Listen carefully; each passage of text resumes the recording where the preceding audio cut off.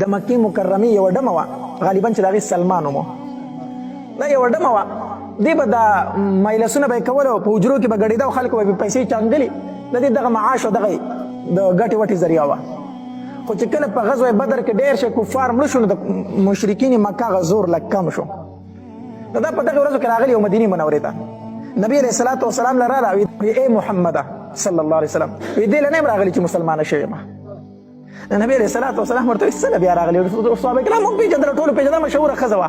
وی څه له راغلي؟ وی ما باندې به چې چا پیسې چنګلې خو تا ټول ووجلو، هغه سردارانو به په ما باندې پیسې چنګلې خو تا ټول مړه کړلو. وی په مکه کې اوس زما ګزاره ګرانه ده، څوک را باندې د پیسو چنګلو نشته دی، مکه کې مې ګزاره نه کېږي. نو وی څه له راغلي؟ وی دې له راغلم چې ته دې خپلو ملګرو ته ووایې زما سره امداد وکړي. پلسانې تیار کړي داسې کسان لکه دریاب دی، دریاب په تاسو باندې حمله کوي. نبي علیه الصلاة والسلام په خط کې دا ولیکل او دا دې ښځې له یې ورکړو، دا به د ځان سره بوسي، مکه کې به هلته هغوی ته دا خبر ورکړي. دا ښځه را روانه ده، نبي علیه الصلاة والسلام باندې وحی راله، جبري علیه الصلاة والسلام راغی، وی د الله پاکه پیغمبره ستا راز پاش شو، ستا چې د کوم راز خبره وه هغه مکې والو ته ورسېدله.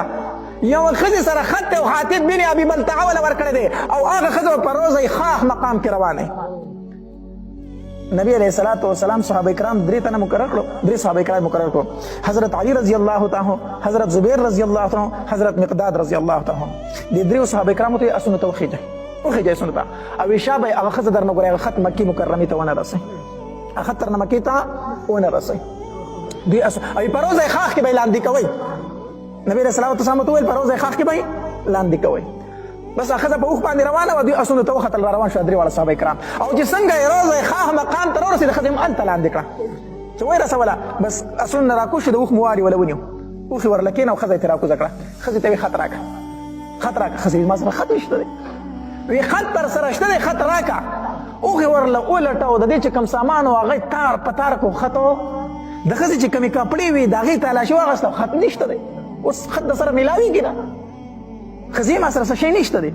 علي رضی الله تعالی ته وفرمایل، وی زما پیغمبر چې څه وایي هغه رښتیا وایي، زما پیغمبر تر اوسه پورې دروغ نه دي ویلي.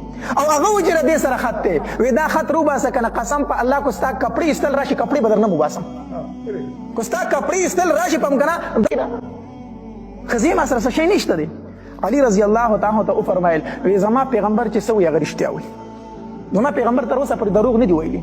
او هغه وایي چې له دې سره خط دی، وی دا خط روباسه که نه قسم په الله کو ستا کپړې ایستل راشي، کپړې به در نه وباسم، کو ستا کپړې ایستل راشي په که نه دا به در نه وباسم، خو دا خط راکئ مونږ ته، خط در سره شته دی، خو ته ډېر وایې چې ما سره نشته دی، خو زمونږ پیغمبر ویلي چې دې سره خط و.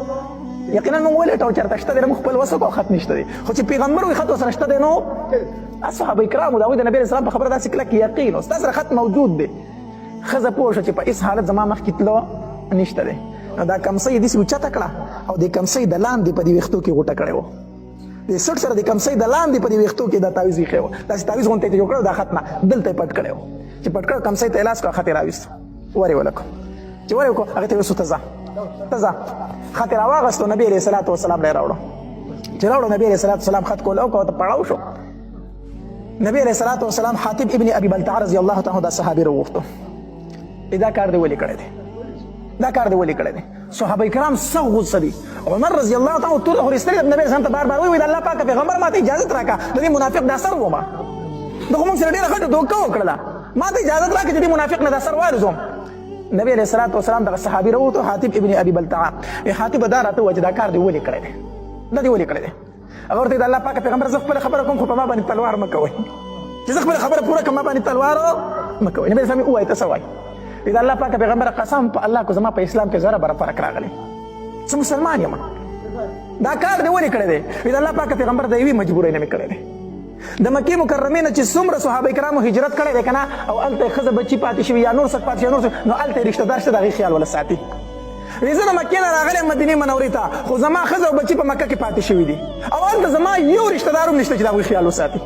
په مکه کې زما هېڅوک نشته دی، ښځه بچي مې خوشې پاتې شوي، هېڅوک نشته دی. د الله پاک پیغمبر دا کار ما صرف د خپلې ښځه او د بچو لپاره کړی دی.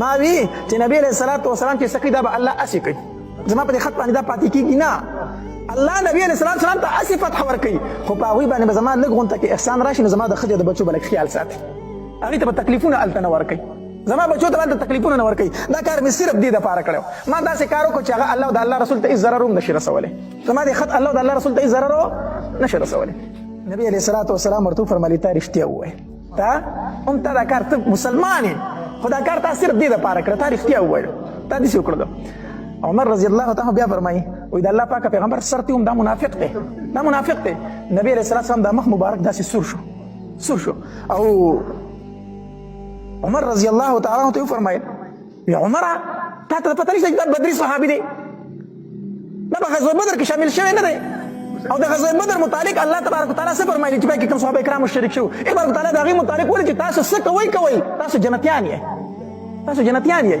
دا جنتي صحابي دی او ته جنتي سر ومه دا بدري صحابي نه دی عمر رضی الله تعالی عنہ چې دا خبره واورېده سترګو یې اوښکې روانې شوې په ژړا شو او نبی علیه الصلاة والسلام ته یې وفرمایل الله ورسوله اعلم الله او د الله رسول ډېر ښه پوهېږي ما غلطي وکړه د الله پاکه پیغمبر زه پوه نه شوم نو دا یو واقعه پکې داسې راغلې وه چې